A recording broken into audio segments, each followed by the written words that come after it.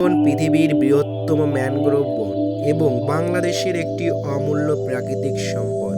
এটি শুধু প্রাকৃতিক সৌন্দর্যের জন্য নয়, বরং পরিবেশ রক্ষা ও জীববৈচিত্র্য সংরক্ষণের জন্য অত্যন্ত গুরুত্বপূর্ণ। সুন্দরবন আমাদের জাতীয় গর্ব।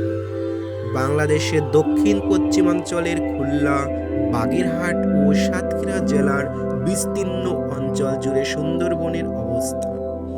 বঙ্গোপসাগরের উপকূলে অবস্থিত এই বন অসংখ্য নদী, খাল ও শাখা প্রশাখায় বিভক্ত। এই বনে প্রচুর সুন্দরী গাছ পাওয়া যায়। সুন্দরী গাছ থেকে সুন্দরবন নামটি উৎপত্তি হয়েছে বলে মনে করা হয়। সুন্দরবনের সুন্দরী গেওড়া, গরান, কেওড়া, বাইনসহ বিভিন্ন প্রজাতির লবণ সহিষ্ণু গাছ জন্মে। এই গাছগুলো জোয়ার ভাটার পানির সঙ্গে মানিয়ে নিতে বেড়ে ওঠে। সুন্দরবন রয়্যাল বেঙ্গল টাইগারের আবাসস্থল হিসেবে বিশ্ববিখ্যাত।